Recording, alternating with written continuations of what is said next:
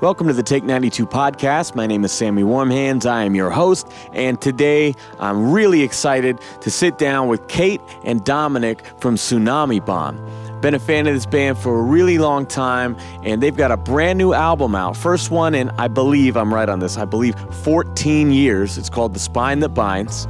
We're going to talk about their classics, their reunion, the new lineup, and much more. This is Tsunami Bomb. Hey, Kate. Hey. Hi, guys. What's going on? How you doing? Good. Haven't seen her since Florida. Haven't seen you since years. Yeah, so. 2002, I think? Yeah, Dom was saying you guys played a show together back in the day? Yeah, way back when. I mean, this kind of came out of nowhere. Like, Mike hit me up and said, hey, would you want to talk to Tsunami Bomb for their new record? I'm like, would I? Of course, you know.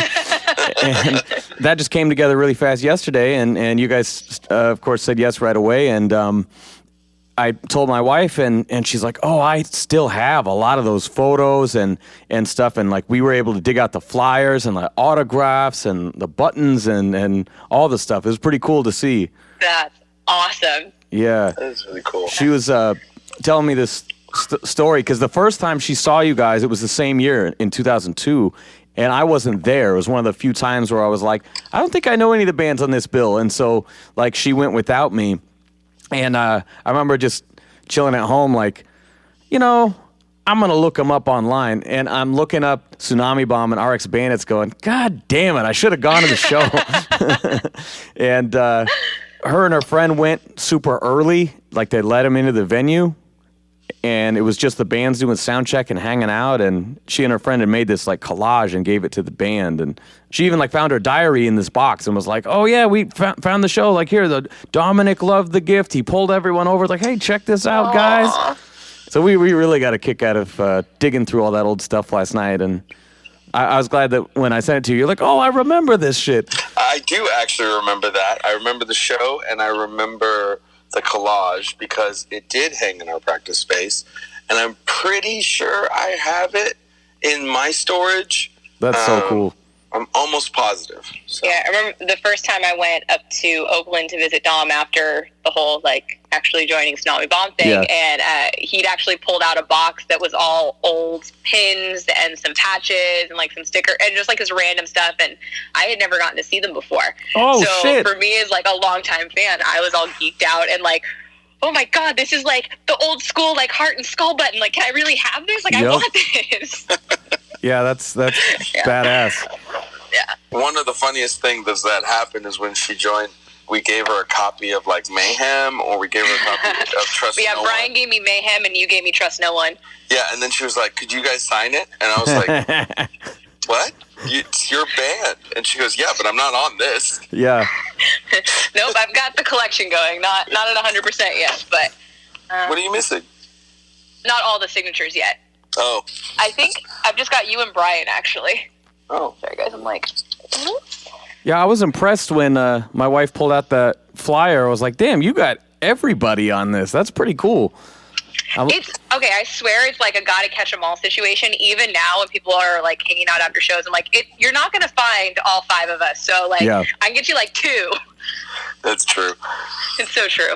Well, I appreciate you guys taking the time, and I don't know if you guys ever heard of this show, but apparently your people have. So I'm glad to have you. And yeah, thank you. Yeah, man. I usually on this show we dig back from the beginning, and then we work our way up to the new record. Are you cool with that? Totally. You got 2 good representatives for that entire Sweet. story. So. As the fan, and then as the band member, and then later as collaborators. So I wanted to go back to what I knew as the first record, and that's Invasion. I feel like when I was listening to this new one, it threw me off at first because the one that I go to is the second record, right? And there's not really any keys on the second record. And so when I turned this one on, I'm like, oh, shit, this is a little different. And we went and put on Invasion last night, and we played it twice in a row. I was like, oh, fuck, man, I forgot how good this first one is, though. Tell me about when you guys started, because there's such an amalgam of styles. I mean, did you set out to do something specific, or was it just whatever happened, everyone bringing their own style to the table? Well, when we started back in 1998. Hey, my band started in 98. There's no shame. Yeah, there's somebody who is there's three of us in this conversation, and someone is really young. Oh. So, were you born yet, Kate? I was 7. Okay. It's fucking jerk. So, in 98, we were out of the Sonoma County scene, which is like the North Bay Area, just north of San Francisco, and it was a scene where, and a time where, I'm really grateful for it, because at that time there were a lot of punk bands, but there was also an encouragement to be as, like, every band starting was trying to be original. There wasn't so much an attempt to try and sound like anything that was big, and there wasn't so much an attempt to try and sound like each other. You'd have a show where there'd be like a metal band, a ska band, a punk band, and then a hardcore band, and like an indie rock band. Like, nobody cared. And I guess during that time we were all trying to get ska bands on the shows, because there were like 10 of them in a band, and if they all brought friends, you had a crowd. Yep. So in that scene, you were really encouraged to be really crazy. There were a lot of really amazing bands around us in its own scene. It was all built around a place called the Phoenix Theater. We would all hang out there like every day, and Friday and Saturday nights there were always shows. So when we started initially, so embarrassing, I was in a rap ska rock band. Full disclosure, I'm a rapper now, so there's nothing wrong with it. It's just, it wasn't exactly like a rap band, and it wasn't a ska band, and it was a punk band. Like, it was just its own complete ridiculous thing. That's a very 90s band. It was a very nice band, and it almost got signed to a major league. Oh, shit. Yeah, it almost went really big. It was just this ridiculous situation that I found myself in. At one point, I was like, what am I doing? Like, I love rap, but I'm in this band's kind of silly. It was all, but looking back, I recently listened to it again, and I was like, this is pretty good. But it's definitely a 90s. It sounds very 90s. Yeah. And in the wake of that, I started talking to this girl I was dating who was also in the project. She would sing all the choruses. In fact, see, that was the one thing that was interesting about that band. Verses would be rapped, and then the choruses would be sung by our female singers. We played a show one time with this band when we were auditioning for some of the major labels we were talking to, and they had us play with a band that was a much better version of us called the Black Eyed Peas. Oh, shit. But they didn't have a girl singer, but yeah. we did. Yeah. And we played with them, and they were like, wow, that's really awesome. And then they're like, the people who signed them did sign them. And then when they blew up, I saw they had added Fergie, and they had a female singer. I was like, they got that from us. So you're to blame. Yeah, totally. You're to blame for ruining the Black Eyed Peas. Well, I think they did pretty well in the end, so I think they're fine. But good rappers. Anyway, after that band, it started falling apart, and I thought of this idea of doing this alter ego, manga anime sounding kind of style band. I wanted everyone to have these superhero nicknames, and it was going to be completely ridiculous. And the first person I asked was my friend Courtney, who was like a younger sister already.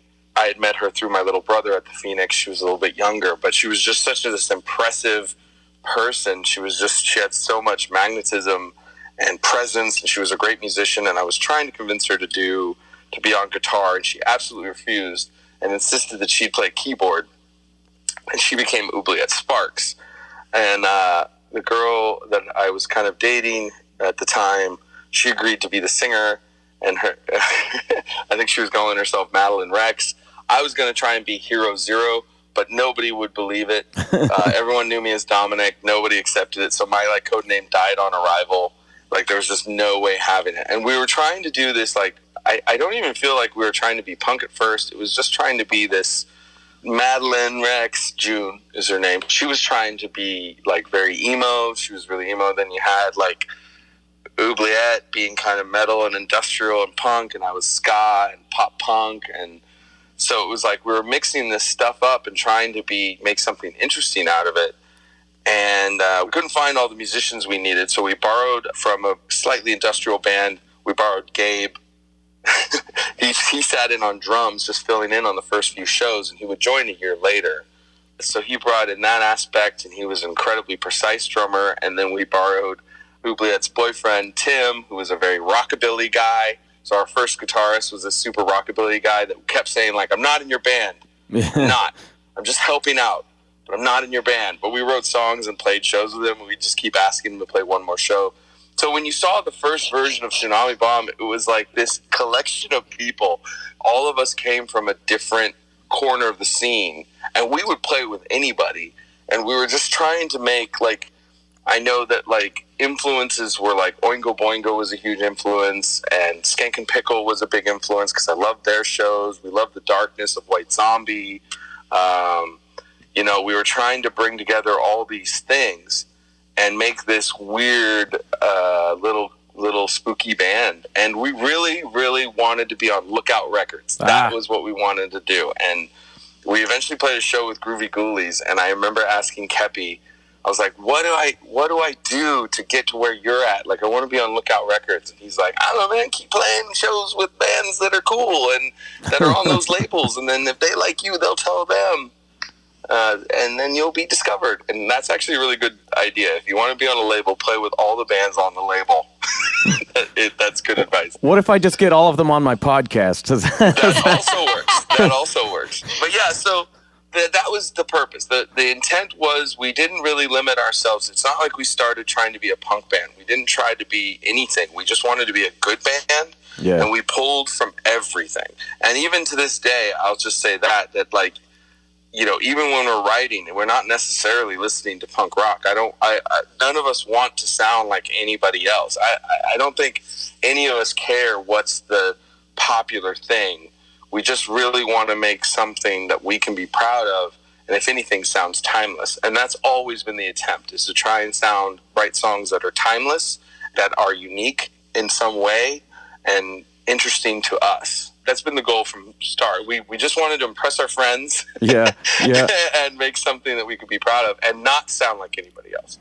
I mean, if that was your mission statement, that was very clearly accomplished, because in hearing you describe the members' influences, but also just the bills that you would play in the community that you came from, that makes a lot of sense. Because, I mean, you get some songs that have like sort of almost a ska feel without even having a ska part, and you're like, that's cool. How'd they even? I don't even know what that is, that you can make a ska song without a ska part and no horns, but it felt like it, right? Or you could have, I mean, there was a track on the first record that I forget the name, but when we were listening last night, I was like, man, that could have come off the first AFI record, you know? And then you've got that kind of spooky medieval organ thing going on top of it. And then, I mean, like really strong opener, really strong closer, but everything in between was just up and down. And I think the consistency of you and Gabe holding down the rhythm section and M carrying the vocal was really the glue. Otherwise, there were so many variables, and yet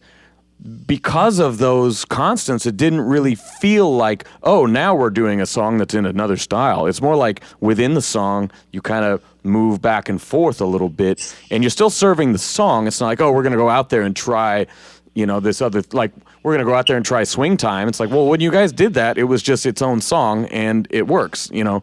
It's very much indicative of that culture, you say, where you play with indie bands and industrial bands and ska bands on the same bill. Like, when you say that, I'm going, okay, yeah, I'm connecting the dots, going, all this really makes sense, you know. Yeah, there was a lot of pull from everything to try and make our own version of it, and we just never stopped doing it. And then when you mentioned, like, oh, this has an AFI feel, like, I had a ska background, and like, I always liked making songs dancey. We always liked making people move. That was always a big goal.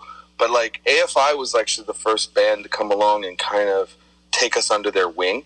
Nice. Hunter Bergen, the bassist for it, we put out a split 7-inch on our own with another band called Plinky that we ended up kind of merging with. We kind of absorbed them when they broke up and we lost members and June left.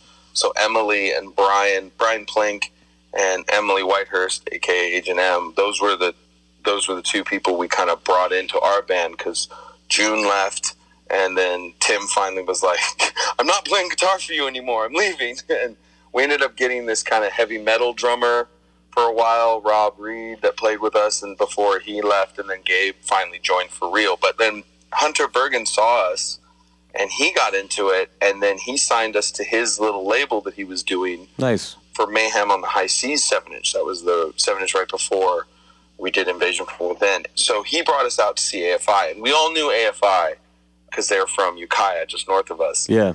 And it was funny because I had kind of seen them, and then I forgot about them, and I think I told Oubliette, I was like, yeah, aren't they like a pop-punk band? And she's like, no, they're not a pop-punk band, you dick. Were they still part of like the Gilman scene at that point, or had they moved beyond that yet? They were just breaking out. They were on Nitro Records. Okay. They put out Black Sails around this time. Nice. And they brought us to a show, and I remember all of us watching them. Their stage show has always been incredible. Yeah. And we just looked at each other going, we need to be more like that. Yeah. And it changed, and then that added a huge dimension where we started approaching shows being far, like, because I always loved Skank and Pickle, and that was a big influence on our live show. But then after we saw the aggressiveness in AFI, I think we got more aggressive. And then you kind of see those steps, and I think that was a big moment for developing the sound. As we saw this band AFI and really saw them coming out into their own in Black Sails and just went, yes, this is what we're trying to do here. I want to do this too, but in our own way. We didn't want to sound like an AFI. I mean, I still hold up, because I saw them, Black Sails, All Hollows, Art of Drowning, all of those tours. I still hold up the best shows I've ever seen were those first two times we're at little 500 Club rooms, and just the chemistry of the band and the audience and the interaction and the singing and the intensity of everything. And I can hear that in your guys' stuff because you have powerful group sing-alongs, that are engaging in the way that theirs were. Even on the new album, you guys are doing that stuff, I can really see that as well. It's cool that you guys had that connection, because I didn't realize. I was just hearing like a little musical cue that sort of reminded me of Answer That or Very Proud or something, and that makes sense to me too, in hearing the group vocals and the little hints of hardcore, little sprinkles you would do. I think it was there to a degree, and that's what drew Hunter to us. But at the same time, you just couldn't see them and not be influenced by it. So, Kate, I want to know you as a fan, though. What was it that hooked you in? Like, what era of the band did you first hear?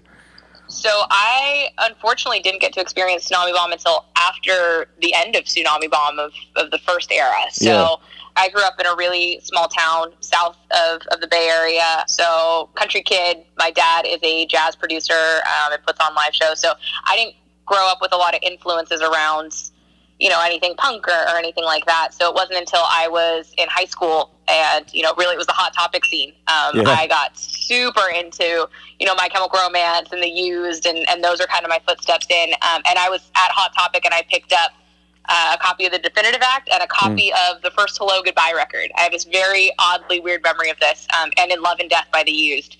So it was weird because I'd been going to Warped Tour for a couple of years, but kind of like dancing around the edges. Yeah.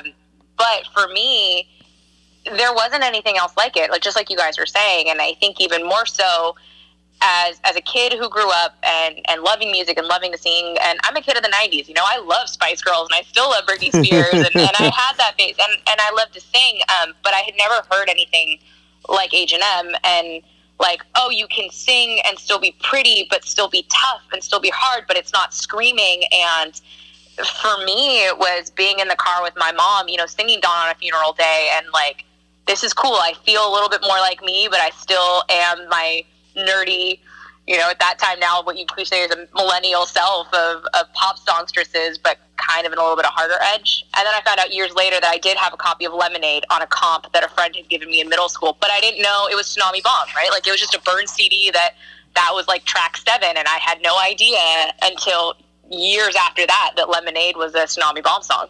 You're like, track 7 is fire. I don't know who it is, but...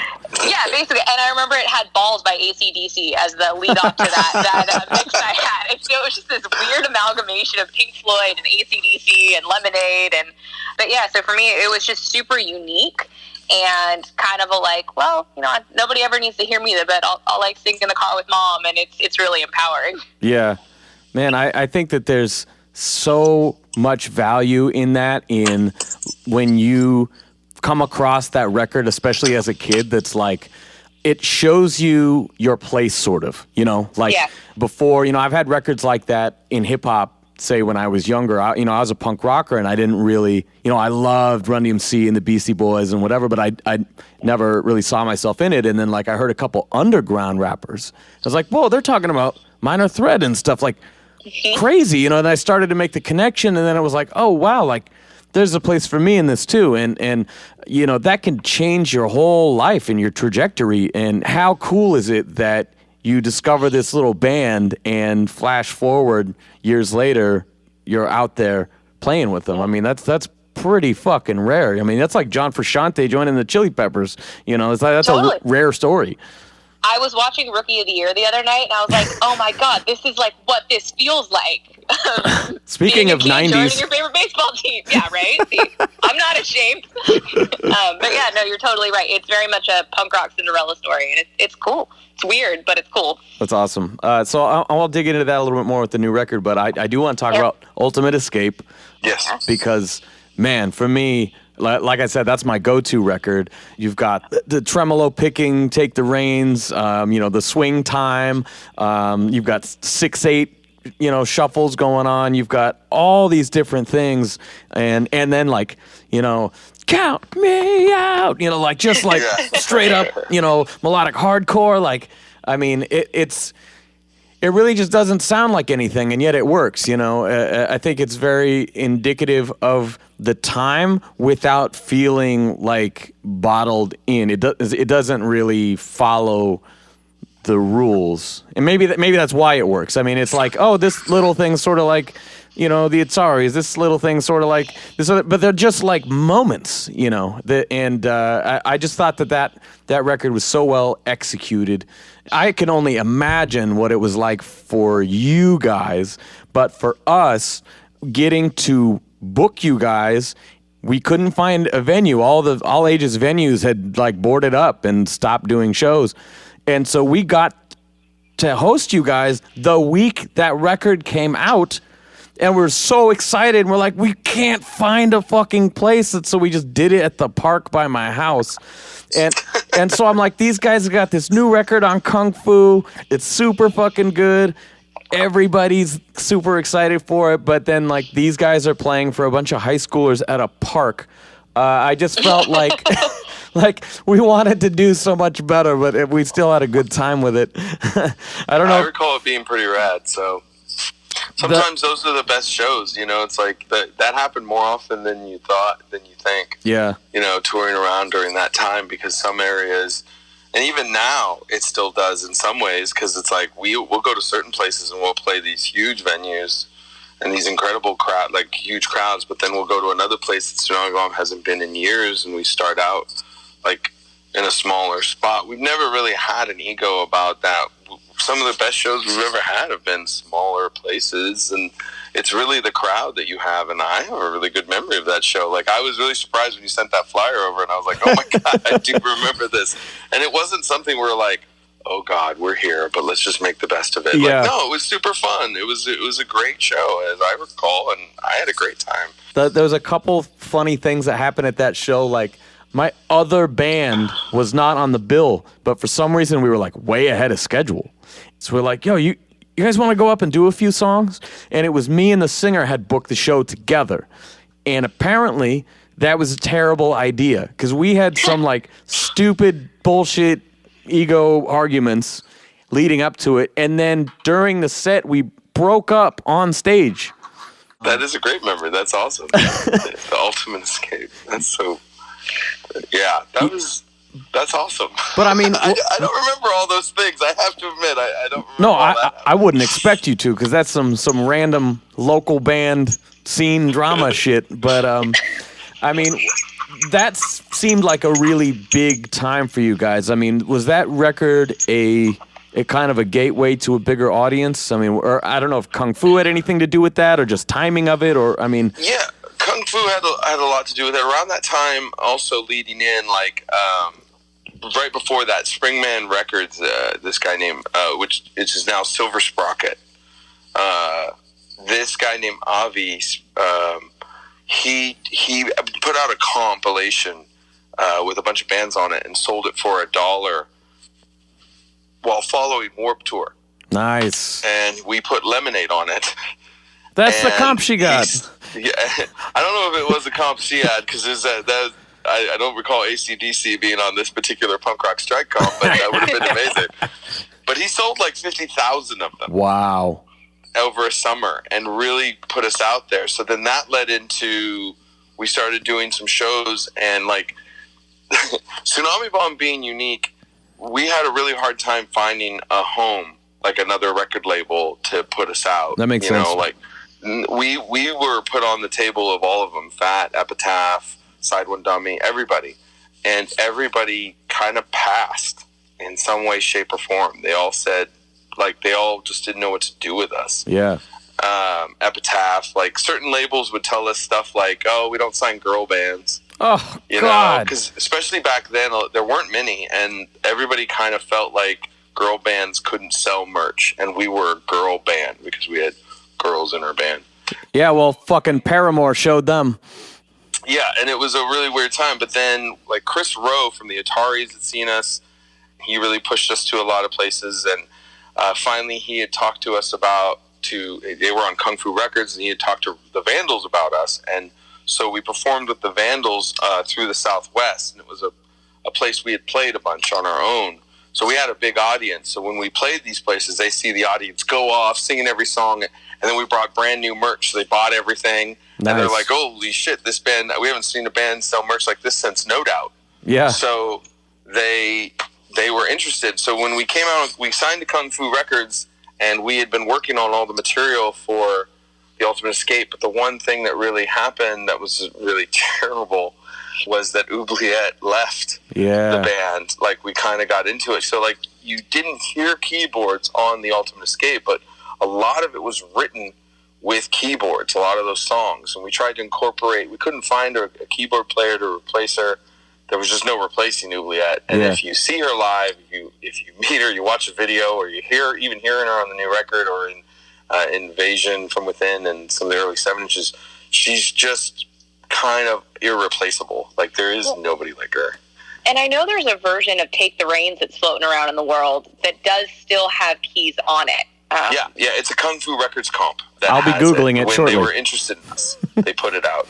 So there was an early version with keyboards, and I think the songs were so much better with keyboards on them. But, like, so she helped write a lot of The Ultimate Escape with us, and then she left right as we were, like, gearing up to do that record and record it. So it's like a real bummer. I wish we could have all just put up with each other's shit a little bit longer. Yeah. She should have been on that record. To kind of enjoy the success with you. That's one thing that I'm really glad of now, is that people are getting to see Oubliette and understand who she is and learn how important she was, and see, like, what they missed without seeing her and having her around. Because we were very much diminished, I think, because of her, without her. And I'm not just saying that. Like, I thought that then, but I was just too mad to admit it at the time. I was determined that we would, like, make it work. And, I mean, we did, because the songs were great. Like, she did a really great job with the rest of us. I think we came together and wrote a really great record. And then, but we went in the studio to record that record. It was really challenging. It was, we fought with the producer a lot. There was a lot of, like, attempts to change who we were and kind of push us into this thing. And I think it's a great record despite those struggles. Like, sometimes records through struggle will become better, you know, but I think that, honestly, again, like, it's easy not to get Tsunami Bomb, and it's easy to try and put it in, like, a certain package, or try and turn it into something a little bit more familiar. Yeah. And we had to fight all the way along to maintain some of the identity on that record. And it was pretty traumatic because, you know, like, we don't have the keyboards, we don't have Oubliette, we're trying to record these songs, we're fighting with the producer all the time. It was a real nightmare. But then the record came out, and at first, like, people didn't know what to do with it, but then it just sort of slowly but surely kind of just caught on.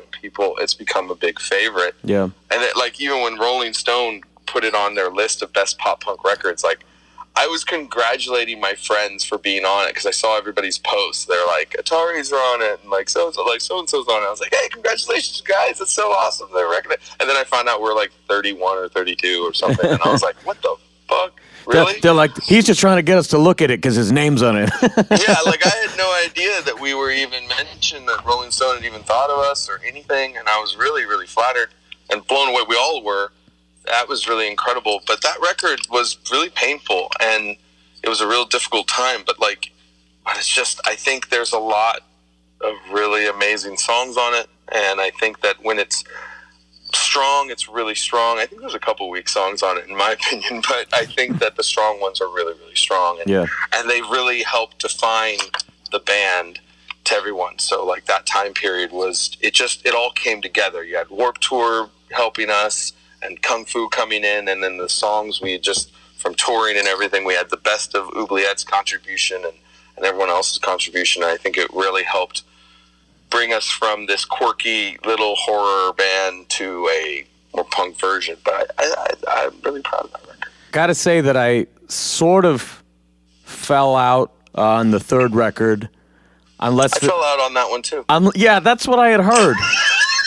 I was like, I'm less familiar with that one. I should look that one up before I talk to them. I was like, oh, he wasn't even on it. Weird. Okay.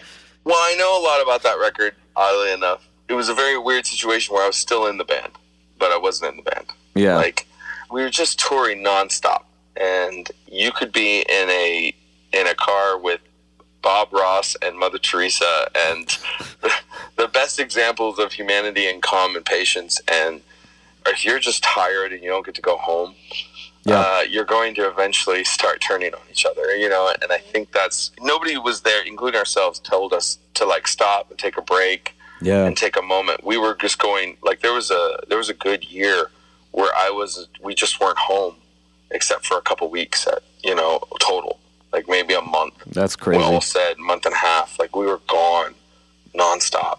But you get these amazing offers, and it wasn't so much that the band became your job. It just became your job because it was pulling you away so much. Yeah. And then it was how we were making money. So then when, Social Distortion wants you for a couple dates, and the Vandals want you for a couple dates, and then you have this great offer for you're just going. So around that time, I wanted to bring back keyboards into the band.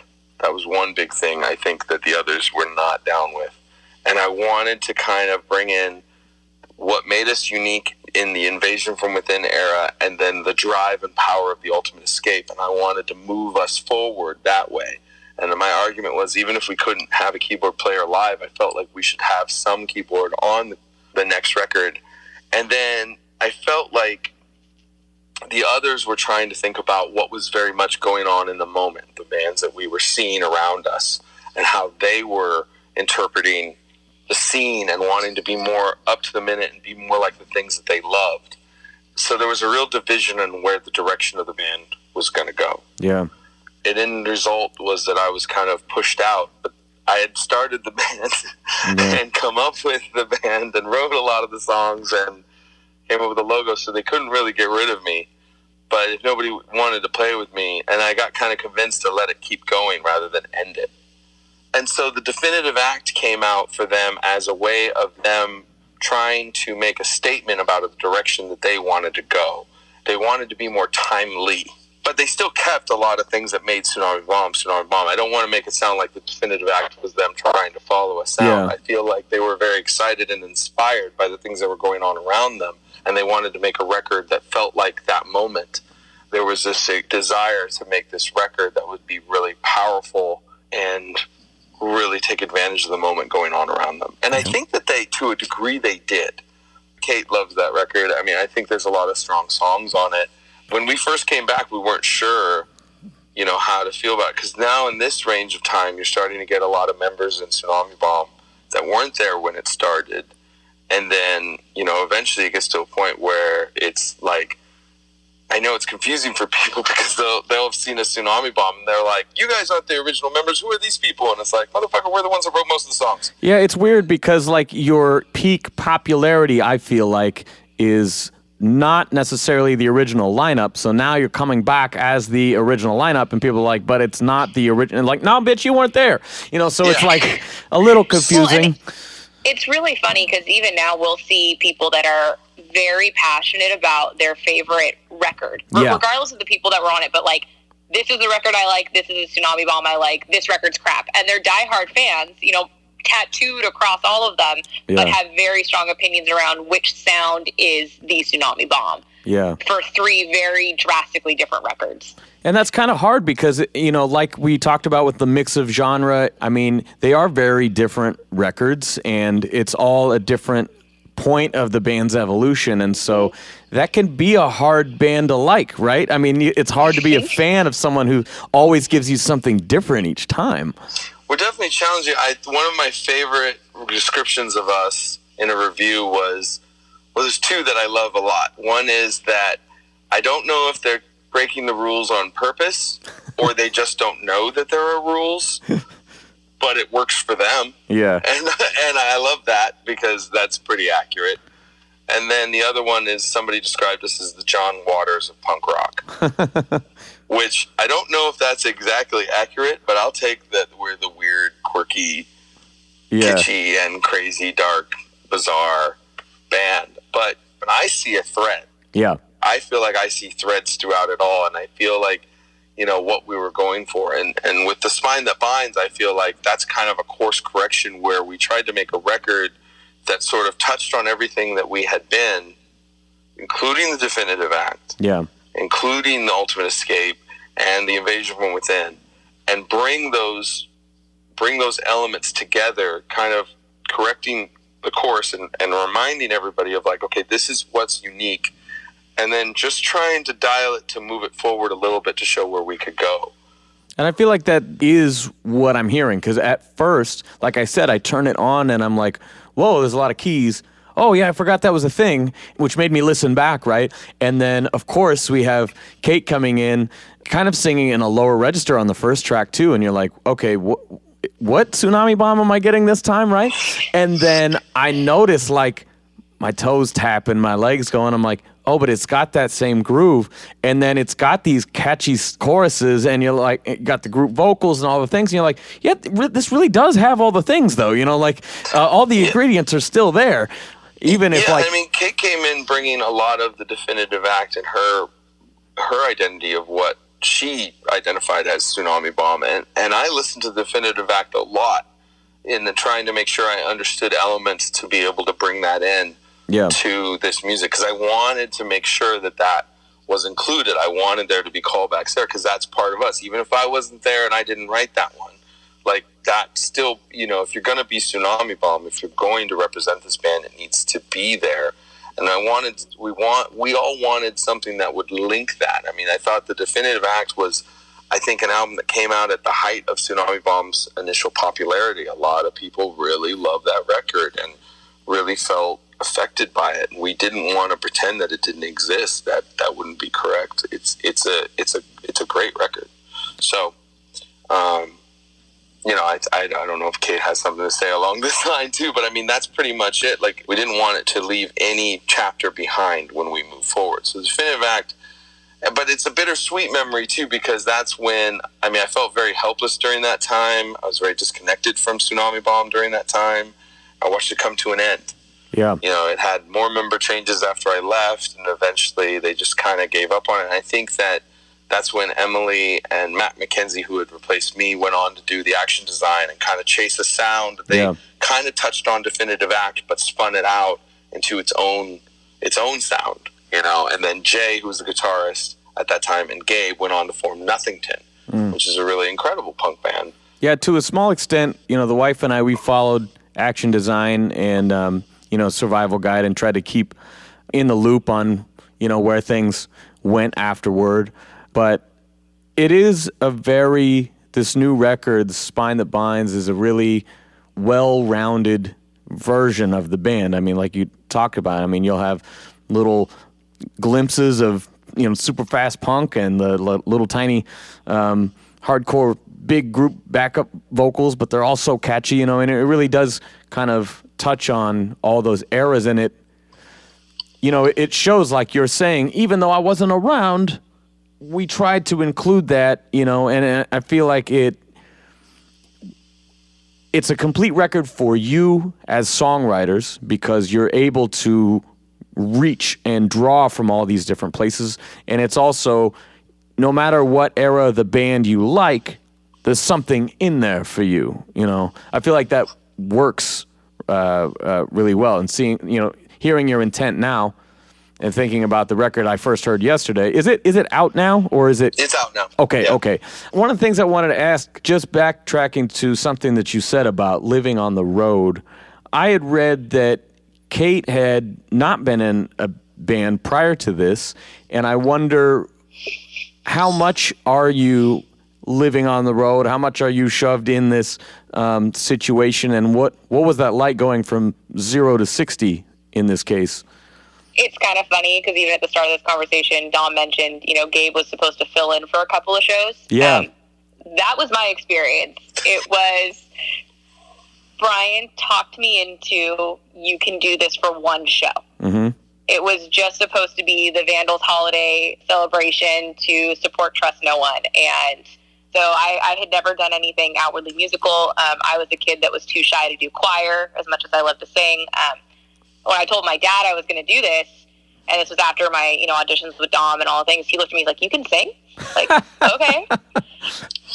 So, God, I wish that were a joke. That's amazing. Yeah. I can actually hear your dad saying that. That's literally what he said. We were having coffee, and he looked at me and was just very confused. So, no, you're right. It was going from 0 to 60. So, for me, I think it was kind of like jumping in the deep end when you're a kid in the pool. Like, you really get to a point, like, I'm going to do this or I'm not. You know, people are going to hate me or they're not. But I really did come from a place of, I didn't get to see Tsunami Bomb. And Tsunami Bomb meant so much to me that I was like, if I can bring this back for one night so people can at least hear these songs and have that nostalgia moment, then I'm going to do it. And at the very least, hopefully people are nostalgic enough to not throw things at my head. Like, it'll be fine. Yeah. And it really was just so supportive of between friends. And there's a funny story for another day about Dom terrifying me during my rehearsal and scaring living daylights out of me. I didn't mean to do that to you. Now you have to tell it, though. But I figured if these people were going to take a chance on me, like, I could do it. And then you layer in Joe Escalante in particular, all the Vandals, but Joe was so kind when we got to that first show and so supportive afterwards that between him and then fans coming up at the House of Blues, I was like, I guess I did something well. Yeah. Like, this was worth it. And it was very strange, and it's perfect that was in Disneyland of all the places to start this journey. It's like, cool, let's go to where dreams are made of. But we luckily aren't on the road all the time. And I think that's part of what's working for us now is, you know, all 5 of us have lives and careers and families that we love as much as we love the band. And I think it keeps us in a place that's very honest and very human and very appreciative of how special of a thing this is that we have. Yeah. That we can have it just be a part of our lives, not consume us. I hope you don't mind the comparison, but what you're talking about, like fans who couldn't be there the first time and now getting to experience this, right? I was 10 when Bradley Nowell died. I heard them on the radio, and I called the radio station because this is the 90s, and I was like, hey, like, is Sublime on tour? Are they coming, you know, here? Like, you always announce these great shows, you know? And the radio DJ off air had to tell me that Brad was dead. And so it wasn't until Sublime with Rome that I got to see this band. I'm talking tears in my eyes, singing along, front row. And I know that people have their feelings about that. But, like, for me, that was such a moment for me. And I went back and saw them again, too, because it was just there was so much love in the crowd. I felt it was nothing but positive when they did that, and when I got to be in that audience, it felt really, really good. But I also feel like Tsunami Bomb had an element of that No Doubt, AFI, Paramore thing where M was so beloved by the fans, you know, that that had to have been really intimidating to jump into. I mean, I'm really glad that it was so validating for you by the fans and Escalante and everybody. But how much consideration was that going into it, going, this is a risk? Oh, yeah. Mm-hmm. Yeah, when I initially found out that there was even a possibility of the reunion for the one night. So kind of rewind. When I met Brian Plink, our Tsunami Bomb's original guitarist, we worked together, and so he and I, the only two people that really like punk, we were at a Newfound Glory show, and he looked at me and he's like, I missed that. Like, I want to do that. I think the band can do that again. And he'd asked me, like, do you think you could ever do that? And it was, no, like, absolutely not. And then when it came back to this, and then gears are turning, and we find out Emily's not coming back, I'm like, why are you going to do this without her? Like, I was just as much of, like, don't change this. Like, why would you think you can? And it took a couple of months, and I know he and Dominic auditioned a lot of people and Oubliette, and they tried to find the right thing, tried to really convince Emily to come back. So, no, you're 100% right. It was super scary, and it got to the point where I was going to do it or it wasn't going to happen. Yeah. So I auditioned. It was September 19th, and the show was December, 15th. So it was, right up to the wire of, like, we've got to make a decision, and we have to figure this out. So I think that took some of it away. It's like, okay, this isn't am I the best or the right fit in this particular moment? It was just, can we even make this moment happen? Yeah. And if I can be a part of making it happen, then I can take the risk. So it's interesting to hear you say that, because I have it from a different angle. Oh, Jesus. Well, first off, we started talking. This whole thing started when Joe Escalante and Kung Fu Records were like, hey, did you know that, because I was working with them, helping them out, and they were like, hey, do you know that Tsunami Bomb still sells? I was like, no kidding. And they're like, yeah, it sells really well, actually. Nice. And I was like, really? You're like, give me my check. Yeah. Tsunami Bomb put themselves way in the hole initially for that. Gotcha. So not so many checks at first, but they pay. But then he was like, I know you're sitting on all these EPs and 7-inches that are now out of print. It'd be cool if you collected them and put them out. I think that would be a big thing. And so I was like, yeah, actually, that would be a cool thing. So I reached out to everybody, because Oubliette and I were talking, and Gabe and I were talking. We had all started talking again before this, and I was even starting to try talking Oubliette into, like, doing a project. Yeah. Like, let's do something. Let's create something new. Let's just do it. And I was like, jokingly, when we started talking about putting stuff out, I was like, why don't we ask Gabe to drum for it and just do a little recording project? Maybe Brian can play on it. Like, wouldn't that be funny? People might notice that some of the members of Tsunami Bomb are doing something. Yeah. And she was like, yeah, that could be fun. Like, we could, like, record something and pass it back and forth. I was just looking for an excuse to, like, work with her again and then have her in my life and talk to her all the time. So we all agreed, including Emily, and everyone agreed that these songs should be out. So that became the Trust No One collection. When we were designing it and putting together, the whole idea was that this was just this last release, this little throwback release that would come out. But then we found out that, like, Kung Fu didn't really have a lot of money to dedicate towards marketing it. It would just come out. So we thought, why don't we do a show or something to just, like, get people to notice that this thing is out, and that, just, like, what better way to make everybody notice this record than to, like, play a show? And everybody was in except for Emily. Yeah. She just has moved on. She didn't feel punk rock anymore. There are members that she doesn't have a good relationship with. There are members she has a great relationship with, a decent, you know what I mean? Like, it depends. There was that, I think, aspect in it. And I think that she just really felt like she had said, honestly, she goes, I don't really feel punk rock anymore. I don't want to speak for someone who's not here. Yeah. She just really wanted to focus on Survival Guide. That's what she's doing. That's where her heart is. It's a very different kind of music. She's really talented. It's very beautiful. We tried to convince her. We sent her stuff, and we went back and forth. And so then the idea was, well, why don't we do something like Flag?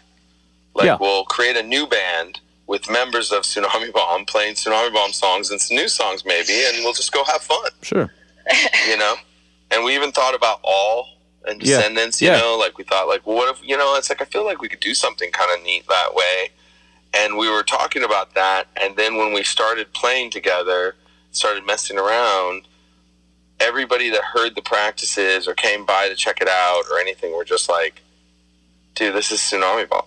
Nice. It sounds like Tsunami Bomb. It's Tsunami Bomb. It's everybody but Emily. It's especially because it was all the older songs too. So like some of these were written before Emily joined, when she used to come see us all the time. Because that's something funny too, is that Emily used to come see us play all the time. Yeah. And like I have pictures of her in the audience of early Tsunami Bomb shows. We'd play shows with her band and stuff. So she took over for a singer, and at that time there were people going like, she's not going to be able to do this, or I like June, but I mean that really happened. You're like, I've heard all this shit before. Honestly, now anytime I see any sort of criticism, I don't want to say it makes me laugh, because I don't like anybody. You can't help but feel protective of your friend, even if she doesn't need it. Yeah. But it's still like, it's like, dude, you're saying the same things, like, oh, they don't have a voice for this kind of music. I was like, that's what they said about Emily. Yeah. And it's like, oh, that it's not the right voice. It's like that's what they said. It's like I've heard all this before, so it's like it's just a repeat. These criticisms aren't even original, even if the people saying them think that they are. They're not. These are the criticisms we've always had. Did Emily give her blessing when you were moving on? Was that a point of contention at all, or? No, it wasn't. She did give her blessing. She knew what was going to happen and what was going to occur. Good. And she kind of knew all the way along. I think it's important to remember too how this progressed, right? It was one show, and then it was, well, people couldn't come to that show, maybe we'll play a couple more. Like it was a good 2 years before it really was, let's be Tsunami Bomb. Yeah. And so when you get into the intention and kind of a plan, if you will, I remember having this conversation with Dominic while I was trying to get my passport to go to Warped Tour in Mexico, and he was like, maybe we don't beat Tsunami Bomb, maybe we don't do something else. I was like, then what are we doing? Like, if we're going to play these songs, but that was a conversation he and I had to have 2 years removed. So I think for everybody, including, current members and the changes we've had, we've had 3 guitarists since we've been back, and all the old members. I think it really has been kind of a layered thing, which I think has been really good for all of us. And of course, not to speak for the, 12 past members of Tsunami Bomb that have existed, but I think it has been the right slow evolution for all of us to kind of figure out what are we doing and where are we stepping and what do we all really want. I think that's really true. It did kind of just sort of flow into each, the intentions were very pure initially of just trying to kind of pay it tribute and get people to notice this old record coming out and just kind of make do with what we could do. But there's one thing I need to address that Kate said that she's actually wrong. I hate to tell you, but you were wrong. Uh-oh. It wasn't something that you were never somebody we settled with. What actually happened was that Brian, remember, joined with Emily. Like, they came together. Yeah. And he was like, you know what? My friend Kate, she has an amazing voice. I think she's the right person. I think she doesn't, I think she can do it. I think that's who we should get. And we were like, oh, okay. And I had met Kate at a concert, and I liked her. Like, I thought she was really nice. She was really cool. But I was like, Bad Religion. So, yeah, Bad Religion, Offspring, Vandals. I was tour managing Vandals at that show. God, that's a lineup. Yeah, it was Bad Religion, Offspring, Vandals, and one more. Some crap picnic, I don't remember, but continue. Anyway, so yeah, I had met her there, and I was like, oh yeah, her. And I was like, what bands has she done anything before? And he's like, nope, never been in a band before. And Oubliette and I were like, we're not throwing somebody into this grinder. That's not cool. Yeah. That is just not cool. And like talking to Brian, the reason she says that I tried to scare her is I was worried that Brian didn't give her a proper impression of what exactly was happening. Like she was going to walk out into a crowd that I was like, that isn't sure who the hell you are. And I was like, that's scary. Our intention initially was to find somebody who was in another band that people knew and liked and would come in and sing the songs. So that would be the idea. So like it would be somebody from, we talked about Mel from Lucky Strike, who we played shows all the time, and we've said, hey, we could play some Lucky Strike songs too. Just like let's do a throwback thing. We were trying to do something fun. Yeah. Play some of these old songs. And we wanted that if we couldn't have Emily, then we would have somebody come in who everybody knows from this other project and be like, oh, how cool. This is them doing a tribute to this record. Yeah. And that was the initial intention. It's just that nobody was right. You could still be trying to please the audience by giving them something familiar. You know, take Blink, for example. There's a lot of Alkaline Trio fans who still won't be satisfied with a Blink record that's not Tom. It's still not Tom. You know, 2 records in 4 years or something into this thing, it's still not Tom. So, I mean, there's just some people you're not going to please. And at the end of the day, you got to do what feels right for the band. Right. It's got to be right for us. And that's actually the thing where she got wrong. And I need to make this clear because she needs to know this too. It was coming down to the wire. We were kind of getting to the point. But the only thing that enforced our choice, because we would have backed out. Like, I actually tried to convince Oubliette to just front it. I was like, you just front it, which I did in the first place, too. When we started the band, I was like, you be the singer. And she was like, fuck you. You know? Yep. But, I mean, she just didn't want to do that. She wanted to be, just like she didn't want to play guitar. She was, like, going to be the keyboard player, and she would do vocals, but she wasn't going to be the full-time front woman. That's not what she wanted out of Tsunami Bomb. That's not the Tsunami Bomb to her. But I was like, so when we couldn't quite find somebody, we tried a lot of different voices out, and people just changed it too much. It was too different. And I think it might have been intimidating for some people. Yeah. You know, there was one person we talked about in a band, and they wanted to do it. And I think they would have done a good job. But her band was terrified that she would just join us. Yeah. And she'd be in Tsunami Bomb. I was like, no, it's not like that at all. That's not what we're trying to do. Turns out. Well, okay. Yeah, maybe they might have been right in the long run, but I don't know. But, like, we just weren't going to be a problem like that. I was like, we'll work around anything else that you guys got going on. It doesn't matter, you know? Like, other than this one show, if we do anything more, I think I remember saying, if we do anything more, we'll work around you guys. But it just was too scary. They were like, dude, you'll be in Tsunami Bomb. No way. You can't do that. Like, so it was really hard to find somebody that was right. And then Brian kept bugging us to check out his friend, check out my friend, check out Kate. And we were like, she's never done this before. I'm not teaching somebody how to do this, and I don't want her to, like, be exposed. This should be her first experience. Like, that's fucked. But then we finally, like, because of the timing, we finally relented and started, like, okay, let me hear. And she was awesome. And that's the funny part, is we did not settle on you. It was that you were the first person to sing the songs in your own way, in your own voice. You didn't sound like Emily. You didn't sound like June. You didn't sound like anybody else who had done it before. You just sounded like yourself. But when I heard you sing those songs, and Oubliette agreed too, and Gabe agreed, it was like, it's still Tsunami Bomb. It's different, but it's still fucking Tsunami Bomb. Like, it feels right. And so, like, Oubliette and I looked at each other and was like, we're going to have to give the rookie a chance. She's the best one. Like, we have to do it. So I went and met with her, and I did try to scare her because I was afraid that Brian hadn't told her the truth. If anything, I think, you know, to your point, Sam, what Dom just said reiterates is, like, it was so clear that they cared.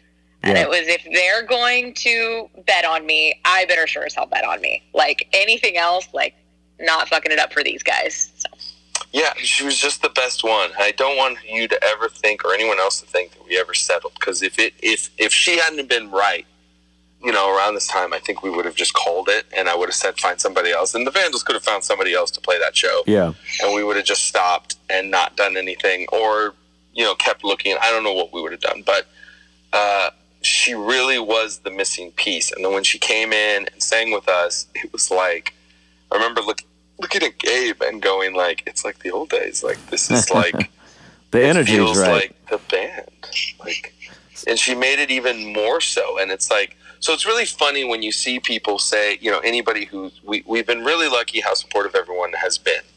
Like, we really have. Like, I expected way worse than we got. But occasionally you do get criticisms, and you do see mean things, you know, people who naysay it and all that stuff. But, like, reference. But at the same time, when they say stuff, and it's kind of funny because it's just like, one, things like where they're like, you know, however critical they can be, like, if it's truly mean, they're like, it's like you look at it and you're like, that's not true. I'm sorry, it's not true. She's a fantastic singer. Yeah, and you know it. You know, you can have your favorite, but she's incredibly talented, whether you like it or not. And I was there for every singer of Tsunami Bomb. Yeah. And I have loved them all. I was a huge fan of June when Madeline Rex. I loved what she brought to our band. I loved Emily's voice. I love Kate's voice. Kate, and as a front woman, she's embodies all the best elements you can hope for, and she's a better friend. And I'm not just saying it because she's sitting here listening. I mean it. And the whole band feels this way. Like, everybody feels this way, that if anything, this band became real and changed from a tribute to what we had done before and became a Tsunami Bomb again and a real band and moving forward, it's because of Kate. So I want to talk about that transition because we have to get to the new record. When you talk about, you guys have been playing shows on and off for 2 years and come to this decision of like, all right, what are we doing? Are we Tsunami Bomb or not? At what point do you begin writing? And because we've heard Joe Escalante and Kung Fu Records named several times here. This one you're with Biafra and Alternative Tentacles, which is really exciting.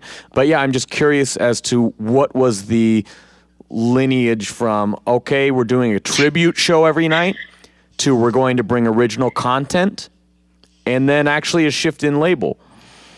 I think starting with the song piece, it was the same kind of slow ramp up. Dom had mentioned a couple times, he was looking at side projects or maybe something else would be a little more permanent. So it was the first time we went out after the Vandals formal. We were actually in line at In-N-Out in our van after a show, and Dom was playing something that he had written for a side project that he was thinking as a bass line. So he's playing this bass line for us just for fun, and then Oubliette and I just started kind of humming over it and like coming up with our own melody and like just kind of going back and forth off of each other. And Dom looked at us, he's like, God damn it, it's this Tsunami Bomb song now. And that's Lullaby for the End of the World. So, man, what I wouldn't do to be working that drive-through that night. Shit. Right? I think there was plenty of nights of In-N-Out and drive-throughs. But yeah, so I think there was just kind of moments like that of less of a conscious decision to write, of more of just like five of us that are creative people, and Christopher Lord, who was with us for a long time, and the creative power that he was, it just kind of started to happen of we're suddenly writing these songs and then trying to put them together. And I think also going through the emotional ups and downs that was bringing this band back together. Like, we had a lot to say, whether it was through melody or whether it was through lyrics. So we started writing this record almost 4 years ago. Yeah. And it just was piecing it together along the way to, the last song we tracked was The Spine That Binds. And I know that's something that had been in Oubliette's head and heart for a long time. It was just, when is the right time to finish these out? We have a whole lot of other songs that didn't make it to this record because they weren't right for this record. But yeah, it was a whole evolution of waves of writing a ton and then not writing much and then writing the right thing and finding the right thing to say. So it was less of a decision and more just it kind of happened because you guys are all together and playing music.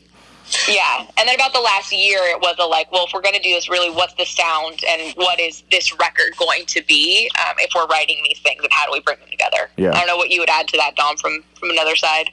Yeah, just only that, Oubliette and I started passing stuff back and forth pretty quickly because, like I said, we had attended an idea of a project at some point. Yeah. And there were many times where I would have my doubts about us doing this and being Tsunami Bomb, where I'm like, let's just do something else. Let's do another band. Let's just call it something else and put out a record or put out a 7-inch. And, we could do that. We could shift gears right now, and everyone would know, okay, this is the members of Tsunami Bomb doing this and this is the new project. But, it just, I think Kate, everyone just kept saying, but it is Tsunami Bomb. This is Tsunami Bomb. Tsunami Bomb's it was always more than one person. It wasn't like Emily wrote everything. Sure. Even I wrote more songs for Tsunami Bomb than anybody. I didn't write them alone. Yeah. Everyone's helped. To that point, Dom, I think the really solidifying thing was when we did find Andy.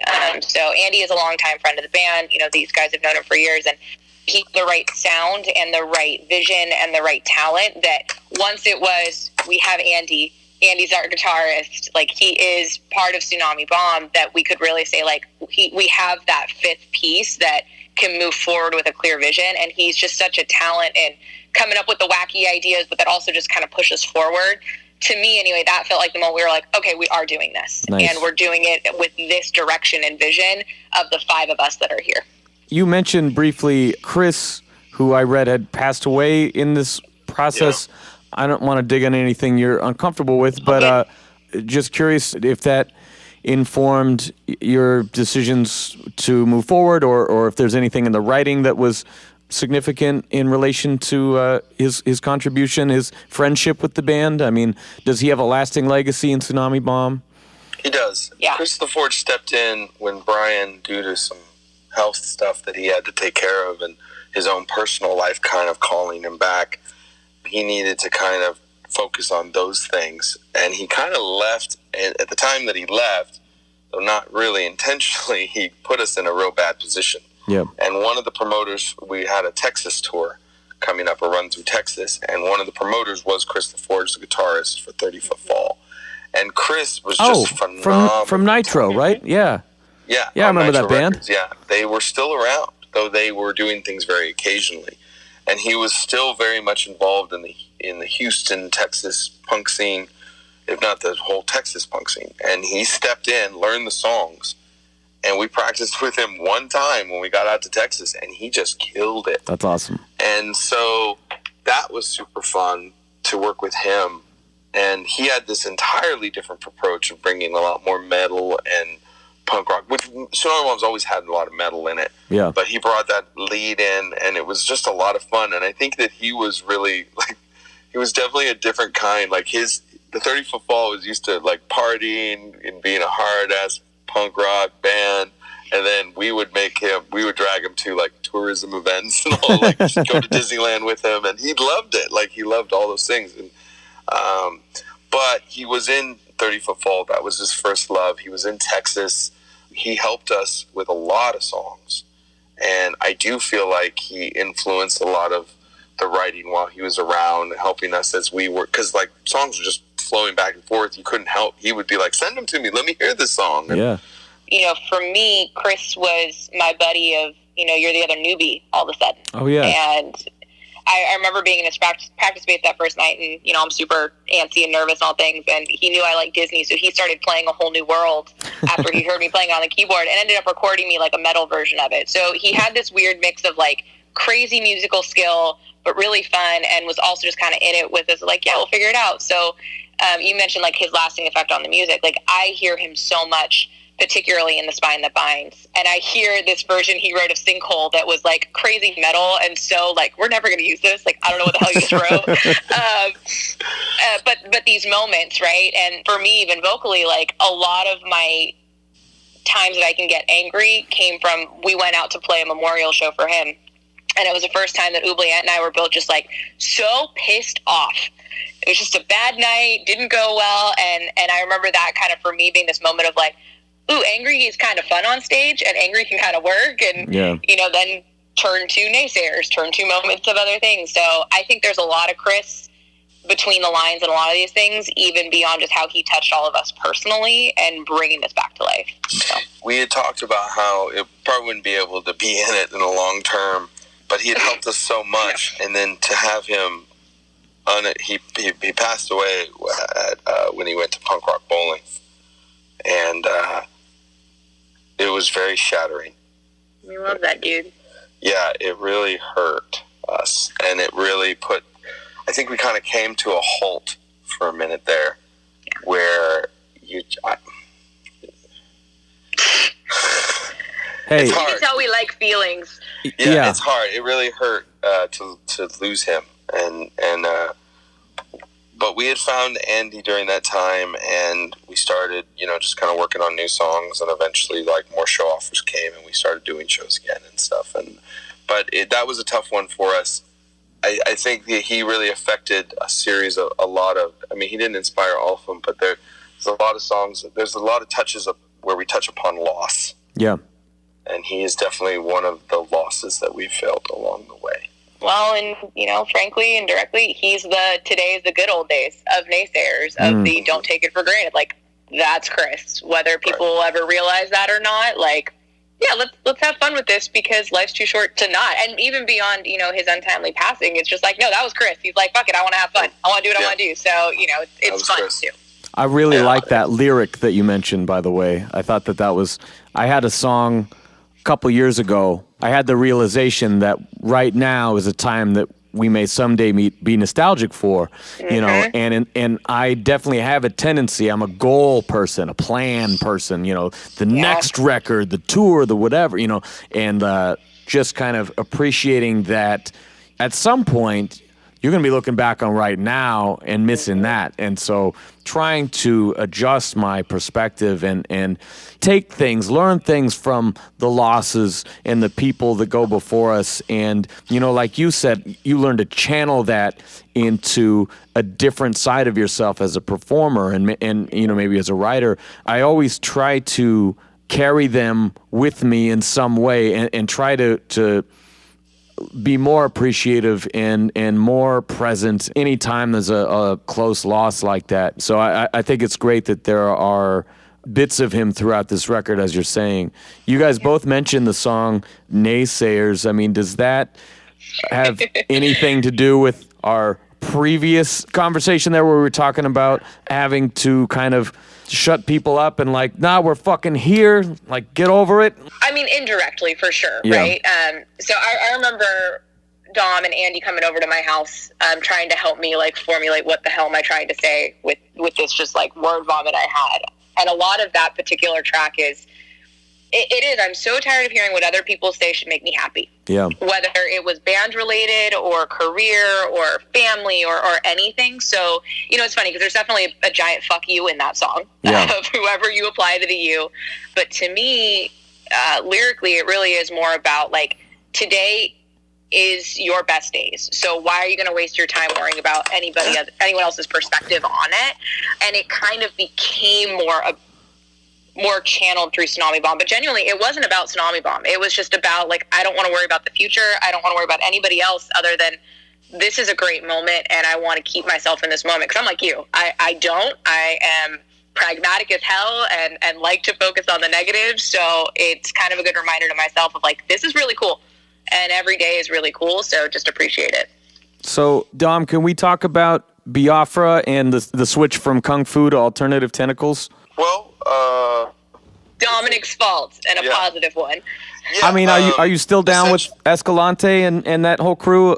Yes, of course. Kung Fu brought in newer partners. Mm-hmm. So Escalante is still kind of an advisor, but doesn't really run it anymore. Yeah. It's assisted by a label called Cleopatra Records, who are great, and they've done great by us. We really like them. Yeah. But I think initially their interest in Kung Fu was not us. It was more about the Vandals, Blink-182, the Ataris. The catalog. They knew. Yeah, they didn't really pick up Kung Fu records for us. And at that time, all the previous records were out of print, except on CD. They had They had some old CDs they were that we were ordering and selling, and then they had the Trust No One record.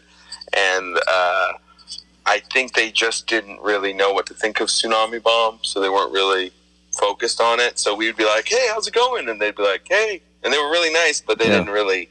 Is it sort of like Nitro Records? Like, I know Dexter Holland sold them and someone bought them, and now, like, they're still selling all the back catalog, but they're not signing new bands. Is it kind of like that now? No, well, yes and no. No, I think their intention is to keep pushing forward with Kung Fu Records. But at the same time, it was like, I think Joe had hoped that we would continue with Kung Fu. Yeah. But it just felt like all the people that we loved at Kung Fu who had helped bring us back weren't really as involved. Yeah, for sure. You know what I mean? They would advise or they would be in and out, but they weren't really going to be the people we called and handled it. Yeah. Certain people moved on after this, and, you know, I mean, it's great. It's still great. I wouldn't discourage anybody from working with them or anything, but for us, that we just weren't a focus at that time. Yeah. Well, we were still in a place where just like fans were hesitant and unsure, like, you know, labels were too. So as much as the Escalantes were in our corner, like, of course the label's gonna be like, I don't know, should we put out a record by this new old group, and what should that look like? And a band that's not going to tour. So when you look at a label and say we want to put out a record, but we're not going to tour much, they're like, here's $20. yeah, exactly. Like, here, we're a Goldilocks situation. Enjoy.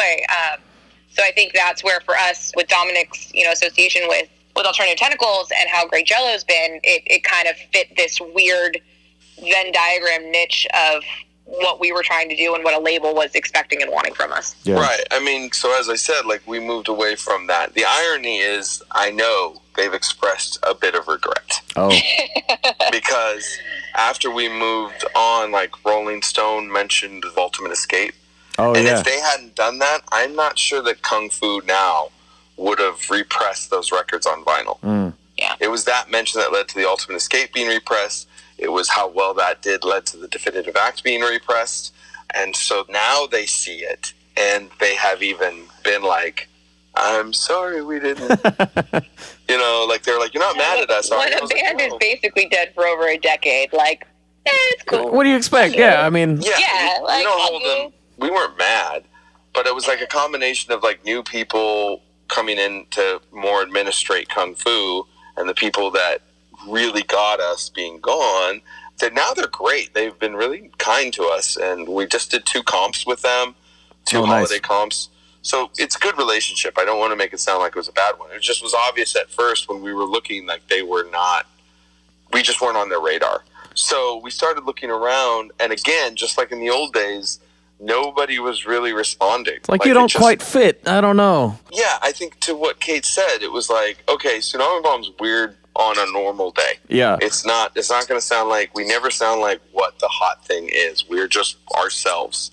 We don't sound like Fat Records. We sound like Tsunami Bomb. So I think that a lot of people weren't sure, you know, and I don't blame them, but we didn't get a lot of response. Like, I don't think anybody wanted to say no, but they weren't sure about saying yes. Yeah.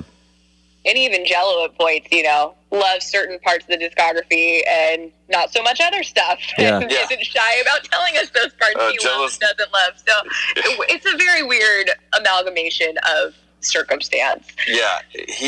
Jello's funny. It turned out that, so while we're shopping these around, I ended up getting a job at Alternative Tentacles. I worked there a couple years ago for marketing, and then I came back in. Now I'm the general manager, president of AT. Oh, shit. And I'm going to send you a demo, my friend. Go ahead. Makes it really easy to trust your label when your bassist is your label. Yeah, there you go. There was a really funny discussion where everybody was debating about, like, how we should interact with AT. Like, well, what if they pull the deal, or what if they don't like this? And I was like, well, I'm the one you're negotiating with, so... Yeah. And they're like, yeah, but maybe AT won't want to do this. And I was like, again, I represent I think we want to do it, yeah. Yeah, I think we're going to be flexible. But I wasn't considering Alternative Tentacles. I didn't feel like Tsunami Bomb was an Alternative Tentacles band, or that Jello would like it. I knew that he liked Mayhem on the High Seas 7-inch. Like, that's his favorite release of ours. And in his terms, he's like, I didn't like it when you were all woo and whoa and like everybody else. He goes, I liked it when you were trying to be weird and sing about pirates and stuff. Sounds about right. That's Yeah, right. But he got mad. He finally came up to me. I didn't know this, and as we were shopping demos, he's like, so is there a reason you don't want to be on Alternative Tentacles? And I was like, what are you talking about? And he goes, I don't know, you're sending demos out, you're not sending them to me. Why haven't I heard the demos? Why haven't I heard the songs? And I was like, I didn't think you'd like it. Like, we don't have any songs about Trump. I don't know. Well, it's just like, I was like, he's known for not really being a pop punk guy. Yeah, yeah. And I was like, we're not really... I mean, I know we're not typical pop punk, but I mean, I think we're just too poppy for you. And he's like, I don't give a shit about poppy. I signed Pansy Division. Yeah. He's like, that's poppier than you'll ever be. He goes, is your band boring? Are you a boring band? Do you sound like everybody else? That's what I care about. Yeah. Send me the fucking demos. And I mean, we're definitely not boring. So I was like, okay, but you're not going to like them. And he goes, oh, we'll see about that. And then I sent it to him, and then he called me up, and he goes, I fucking like them. Like, just like that. He goes, so I like them. I was like, oh, really? And he goes, yes. So they're good songs. That's kind of the behind the scenes of, like, how we found our home. And, I mean, it's nonstop entertaining, but... That's kind of great. He's been good to us. Yeah, he's really brutally honest. He described us as... he goes, yeah... I mean, you're kind of Pat Benatar Goes Goth back by TSOL. And I was like, is that works. a compliment? Sure, and he goes, you know, he's like, I don't really like it when you go woos or the ahs. But he goes, I like that when you go dark. He has a lot of opinions about stuff, and he doesn't hold it back. And me working at AT, did not get us that deal. Yeah. Because there's plenty of people who work through AT and do not get deals. That affects nothing. In fact, that counted against us because he was really torn about having the GM be a band that is now on the label. And I was worried about that when we were talking about it because I was like, I don't want any of the other bands we work with to feel weird about this. Yeah. But it actually worked out because, especially when I told him, I was like, well, we don't tour like we used to. And he goes, I don't fucking tour like I used to. Yeah. And I was like, yeah, but we only like do runs of shows. He goes, I only do fucking runs of shows. And I was like, okay, well. And I think there's been this mutual benefit of that brutally honest that, Jello is known for. And, like, we shoot straight. Like, you want to know something, we're going to tell you. If you have an opinion, we want to hear it. If we don't agree, we'll tell you and say thank you, but also fuck you, and we're going to do it our way. And I think it's been the right type of collaboration from label respect, but also label respecting us to say, like, okay, do what you're going to do. Yeah, I was going to ask. I mean, you said that he's coming with strong opinions on the demos. I mean, does he act in some executive producer role of like, okay, I want you to go in this direction, or these songs make the cut, or is he going, I don't like these things, but you do what you want? Actually, he did have a lot of opinions, but on most things he will advise. But when it came to us, he was kind of like, he'd listen to what we were doing, and like I said, he doesn't like it when we do the woes and the, like, he's not, like, he's like, I think you're overdoing the woes. He goes, I don't like that epiphat side of you. I was like, the epiphat side of us? But then he goes, but I'm not stupid. I know your fan base does. Yeah. And he goes, and I know what you're doing here. These are good songs. They're interesting songs. And he goes, his worry is, he's like, I don't think you're traditionally what AT fans would expect from AT. Yeah. He goes, but you are weird. Like AT bands can be weird. And he goes, I think you have a unique perspective and an original sound, and you're different from anything out there, and I like that. He goes, and then he's concerned. He's like, I don't know how AT will embrace you, but I know that you guys have your own fan base that's very dedicated, and they will. So it almost doesn't matter if AT fans embrace you or not. You're going to be fine wherever you go. Yeah. He's been a really good, like, objective eye to small decisions too. So, around like producing and we definitely self-produced this record, and, for friction at times amongst the five of us, but like it came out of us. But I think a great example is when we started getting into what the track order was going to be on this record. And like Dom and Oubliette had their own thoughts on it. I had my own thoughts on it. And Jello was a great one to come in and say, like, what would you do? Like, okay, why would you make that particular choice? And it kind of helped us weigh out some of our, like, well, maybe this is a good thing to consider as we work through. So it was this really great input without ever being direction. He heard Kate's track listing, and he goes, I have no notes. That's perfect. That's exactly what I would do. Nice. Yeah, I think that people underappreciate sequencing, because really, to me, that can make or break an album. It flows really well, and the closer, the title track, is definitely the best way to leave off, for sure. His only thing was he felt that title and spine could switch, doesn't need to switch, but they could either be the opener and closer no matter what. And I win. Yeah, no, but because they say very similar things. Yeah. And in the track listing that Kate arranged, that he went, yep, okay. And that's the first time I've ever seen him do that. Like, he's always had like an initial thing. The fact that he even asked, he's like, who came up with this? And I was like, Kate. And he goes, okay, good, because he'll remember that.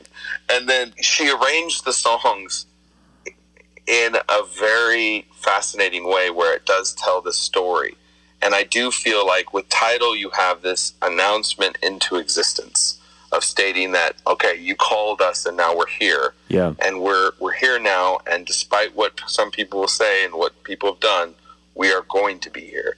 But then throughout this journey of this record, you see all these different ups and downs and difficulties and realizations and loss and the fight for your own identity and independence and to find yourself in all this. But in the end, after all of the loss and the struggle, you get this, I think, To Spine the Binds, the title track, which is why she was so correct in making it the last song. You have this final declarative statement of like, this is our story, our fight, our song. Like, we aren't going anywhere. And now, in fact, we're going to move forward. despite everything that's happened, we're stronger for it, and we're right back to where we started, but even more so. Like, we're still there. We've changed, but we are still resolute in what we're about to do. Yeah. And I think that really, I agree with you. I think a lot of people don't think about sequencing a record. I think that's incredibly important. Jello knows how important it is. I think it's a huge part of why this record works is how it's ordered. I think that's had a tremendous impact, and that was all Kate. Kate came up with that sequence, and it's only become proven how right she was. I got to ask about Jack Shirley. He worked with my good friends Broadway Calls. He also worked on one of my favorite hardcore records in the last few years, a band called Punch. I was excited to see that you had worked with him. So you guys self-produced, and he did the mixing. Did you mastering as well? What was his? No, mastering was done by Steve Orlando, who actually masters and works on. He works at Skywalker Sound, and he works on a lot of Marvel movies. In fact, I really like to say it's like the guy who mastered our record. You know the sounds that happen when Thor tries to forge a hammer and open up the door to a star. Yeah. Yeah. The guy who mastered our record came up with that.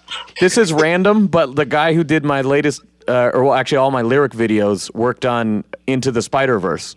So we both have a nerdy movie, nerdy cinematic reference. But Jack Shirley was amazing.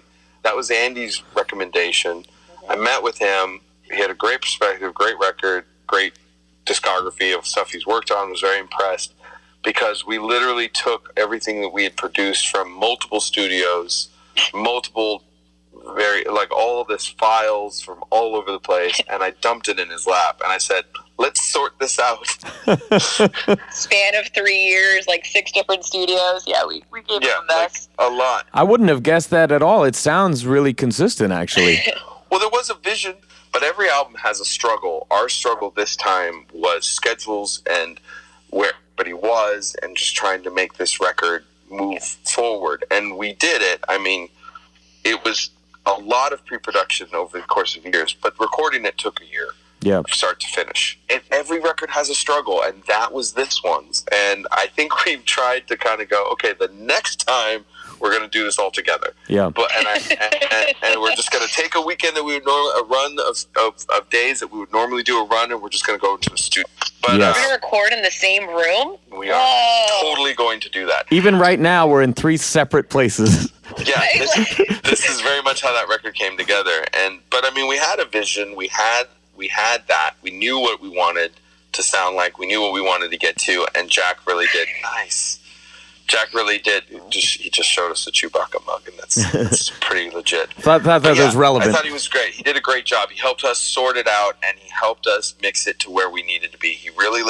It was funny as even he was trying to kind of understand Tsunami Bomb. There were moments that he, in some of his mixes, as he was going along, we were like, no, this, and this, and he was like, oh, I get what you're trying to do, because it's hard, I guess it's harder to understand, but I mean, he did a great job. I seriously think I can't recommend Jack Shirley high enough to a lot of people. He really sorted things out, really made sense of it, and I really am grateful for his help, because he did make sense of a mess.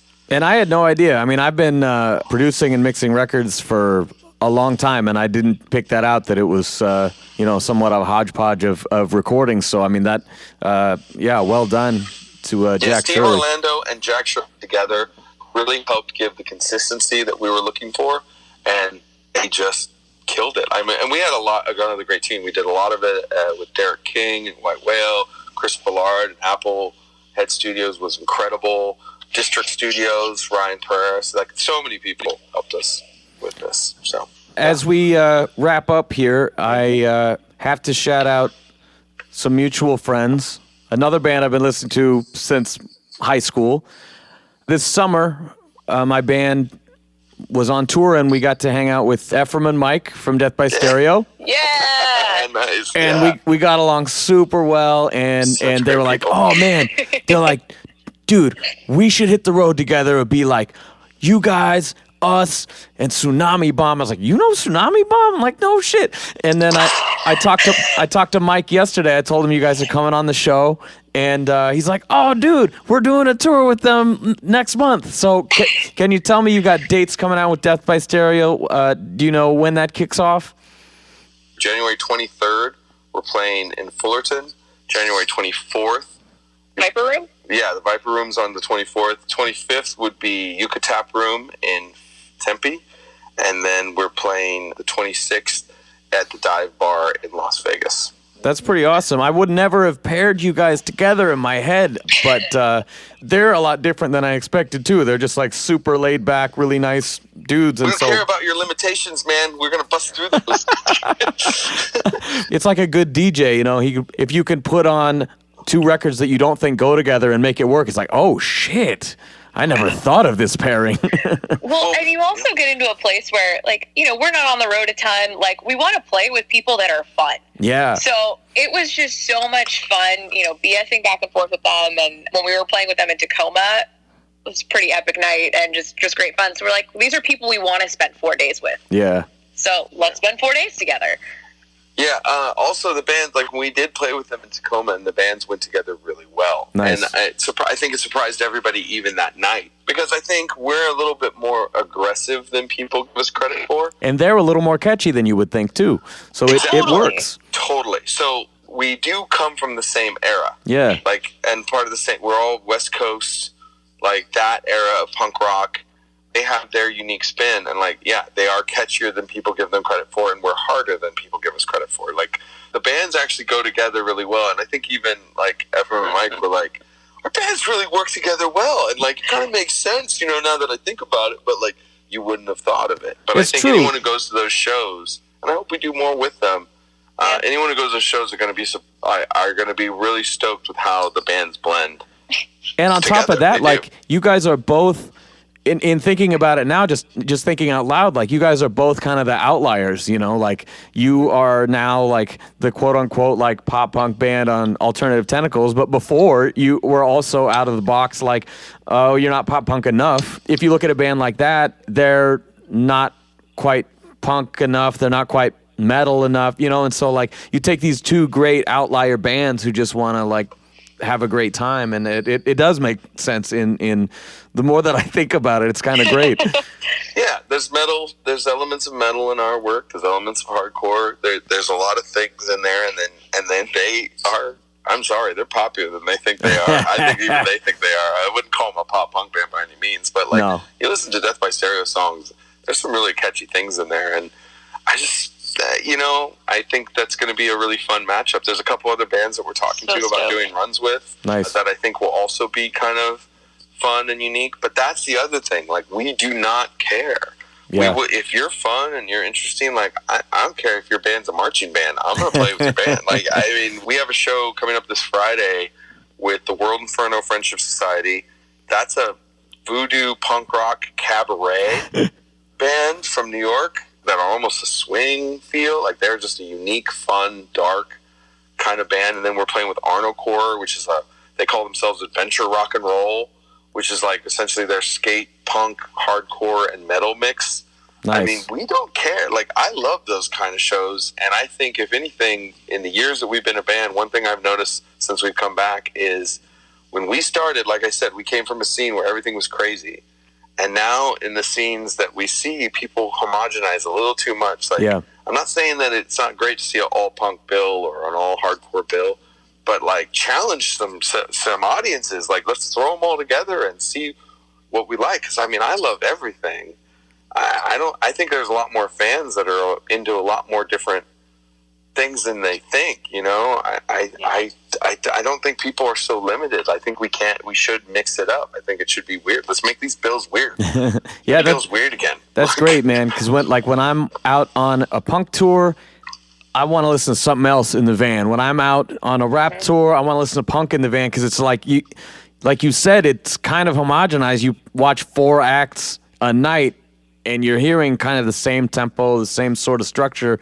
That's kind of the great thing about being a band that doesn't quite fit in the box, is that you're going to get paired up with all kinds of unlikely acts and make for some really interesting, memorable bills that aren't going to just blend together when you play a bunch of shows together. Jello said something really that I've always remembered, and I like the quote so much because it's totally us. And he said that when he started Dead Kennedys, they were never trying to be a punk band. They were just trying to be a great band. Yeah. His biggest complaint about punk rock is that he goes, everybody just listens to punk rock and then they play punk rock.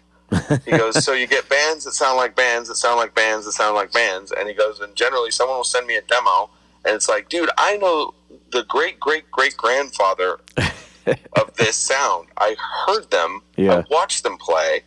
You say, you're a clone of a clone of a clone of a clone. He goes, I think that's the biggest problem with punk rock. Yeah. And he goes, we just wanted to be a great band. We listened to everything. And you listen to Dead Kennedys, like they pulled surf, metal, old rock, like they were doing everything. I look at that the same, and I'd like to see more people do that. Like, let's challenge that. I mean, you heard what Kate listens to. I don't listen to punk rock when we're writing punk. I listen to hip hop. I listen to pop. I listen to like anything I can get that give me ideas that are just let's try and make it as weird as possible. Well, that went longer than I expected, but that was really fun. I hope you guys had a good time. I appreciate you coming on. Yeah, totally. Thank you so much for making time. And if you guys ever make it up to the Northwest again, let me know. We will. We could do another punk rock show. It'd be fun. That'd be rad. That'd be great. Yeah, we will. Totally will. All right. I don't know about you, but that was super fucking fun. Shout out to these guys for being so generous with their time and so open and honest about everything. That was a really good time. The Spine That Binds is out now. I got the advanced copy of it so I could do this interview and have some frame of reference. But honestly, I mean, I said it was kind of shocking at first, the contrast, because I'm so used to Emily's voice and I'm not used to having the keys back. But, the more that I played it, the more the album really grew on me. And I actually ordered a copy. I had the press advance, but I went to alternativetentacles.com and I ordered the CD because I want to have this and I want to keep listening to it, not just on my computer here while I'm working on the podcast. So I encourage you to do the same. Also, subscribe to this show if you haven't yet.